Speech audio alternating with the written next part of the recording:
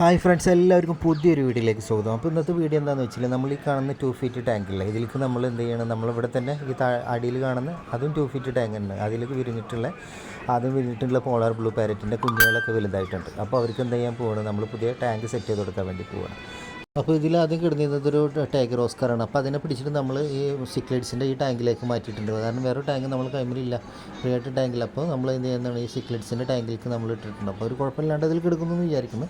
കുഴപ്പമൊന്നുമില്ല, ആൾ സെറ്റാണ്. അപ്പോൾ നമ്മൾ ഇട്ട ആളെ ഇപ്പോൾ കാണുന്നത് ആ ബ്ലാക്ക് ടാങ്കിനാണ് നമ്മൾ ഇട്ടിട്ടുണ്ടായിരുന്നത്.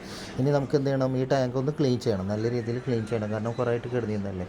മറ്റ് സിക്ലെറ്റ്സിൻ്റെ പോലെയല്ല, ഓസ്കാറിനൊക്കെ നല്ല വേസ്റ്റ് ഉണ്ടാവും. അപ്പോൾ നമ്മളിപ്പോൾ ഇതിലിടാൻ വേണ്ടി പോകുന്നത് കുറച്ച് മീഡിയം സൈസായിട്ടുള്ള കുഞ്ഞുങ്ങളാണ്. കാരണം അവരെ നമ്മൾ ഇതുവരെ കീപ്പ് ചെയ്തിട്ടുണ്ടായിരുന്നത് ഒരു ചെറിയ ഡ്രമ്മിലായിരുന്നു. അപ്പോൾ ഇനി അവർക്ക് ആ സ്പേസ് പോരാ. അപ്പോൾ അവർക്ക് നല്ലൊരു ടാങ്ക് സെറ്റ് ചെയ്യേണ്ടതല്ല. അപ്പോൾ നമ്മൾ എന്ത് ചെയ്യുന്നത്, അവിടെ ഈ അക്വേറിയൊക്കെ നല്ല രീതിയിൽ കഴുകി വൃത്തിയാക്കണം. അത് കഴിഞ്ഞതിന് ശേഷം നമ്മൾ ഇതിലത്തെ വെള്ളം മൊത്തം എന്ത് ചെയ്യണം, ഫുള്ള് നമ്മൾ വലിച്ചെടുക്കണം. അപ്പോൾ അതിൻ്റെ കഴിഞ്ഞപ്പോൾ നമ്മൾ വെള്ളം വലിച്ചെടുത്തുകൊണ്ടിരിക്കുകയാണ്.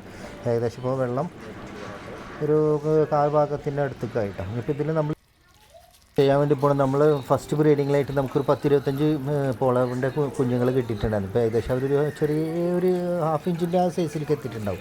അപ്പോൾ അവർക്കാണ് നമ്മൾ ഈ ടാങ്ക് സെറ്റ് ചെയ്യാൻ വേണ്ടി പോകണം. അപ്പോൾ ഏകദേശമൊക്കെ വെള്ളത്തിൻ്റെ ഇത് കഴിഞ്ഞിട്ട്, അപ്പോൾ ഏകദേശം വെള്ളം വറ്റി കഴിഞ്ഞിട്ടുണ്ട്. ഇനി നമുക്ക് എന്ത് ചെയ്യണം, ഇതിൽ വെള്ളം ആഡ് ചെയ്യണം. എന്നിട്ട് അതിൻ്റെ പോലെ തന്നെ ചെറുതായിട്ട് നമുക്ക് കുറച്ച് പ്ലാന്റൊക്കെ സെറ്റ് ചെയ്ത് കൊടുക്കണം. മോസ്കാർ ടാങ്ക് കാലിയിടുന്നത് പോലെ സിക്ലെറ്റ്സിൻ്റെ ടാങ്ക് കാലിയിടാൻ പറ്റില്ല. പിന്നെ അതിനിടയ്ക്ക് നമ്മൾ 3 വന്നിട്ടുണ്ട് നമ്മളെ കൂടെ. അതിനപ്പോൾ ഓസ്കാറിനായിട്ടൊക്കെ അവിടെ നോക്കിക്കൊണ്ടിരിക്കുക. അവൻ്റെ ഫേവറേറ്റാണ് ഈ കാണുന്നത്. വലിയ ഫിഷിൻ്റെ അടുത്തേക്കൊക്കെ നമ്മൾ ചെറിയ കുട്ടികൾക്ക് പോകുള്ളൂ കേട്ടോ.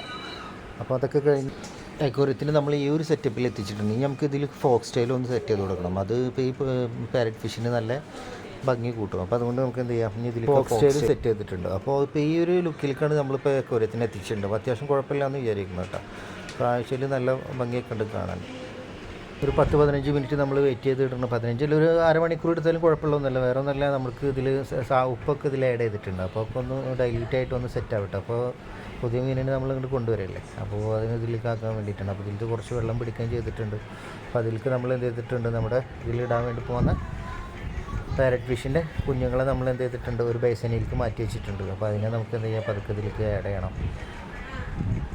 അതുപോലെ നമ്മൾ ഇതിലൊരു എയറേഷൻ സെറ്റ് ചെയ്ത് കൊടുത്തിട്ടുണ്ട്. ഇവർക്ക് എയറേഷൻ്റെ ആവശ്യമില്ല, പക്ഷേ എന്നിരുന്നാലും കുഴപ്പമൊന്നുമില്ല. എയറേഷൻ ഇരുന്നാലും ബുദ്ധിമുട്ടില്ല. അപ്പോൾ ഈ കാണുന്നവരാണ് ഇപ്പോൾ നമ്മൾ നേരത്തെ പിടിച്ച് വെച്ചിട്ടുണ്ടായിരുന്നു. ഒരു 10-20-25 പീസോളം ഉണ്ടാവും കേട്ടോ. നമ്മളത് ഇവിടെ ആദ്യം ബ്രീഡായത് കുഞ്ഞുങ്ങളാണ്. ഇപ്പോൾ ഏകദേശം ഈ ഒരു 1/2 ഇഞ്ച് ആ ഒരു സൈസിലേക്ക് എത്തിയിട്ടുണ്ട്. ഇനി ഇവന്മാരെ നമുക്ക് എന്ത് ചെയ്യണം, നമ്മുടെ അക്വേറിയത്തിലേക്ക് ഇടാം.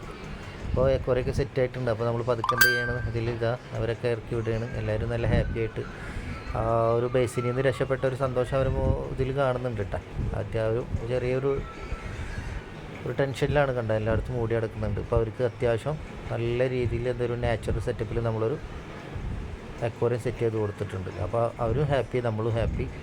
പിന്നെ ഇവന്മാർക്ക് ഹൈഡിങ് പ്ലേസ് അത്യാവശ്യമാണ്. അതായത് ഇവർ നല്ല ഹൈഡ് ചെയ്യാൻ ആഗ്രഹിക്കുന്ന ഫിഷസാണ്. മറ്റുള്ളതിൽ നിന്ന് ഇപ്പോൾ അത് ഒരു ഉദാഹരണമായിട്ട് നമ്മളെ PVC പൈപ്പ് അങ്ങനത്തെ എന്തെങ്കിലും സെറ്റപ്പുകളൊക്കെ നമ്മൾ വെച്ച് കൊടുക്കണം. ഇവരെ ഗ്രോത്തിനും എല്ലാത്തിനും ഇവർക്ക് ഗുണം ചെയ്യും. ഒരു ഹൈഡിങ് പ്ലേസ് ഇവർ ഒരുപാട് ആഗ്രഹിക്കുന്ന ഫിഷുകളാണ്.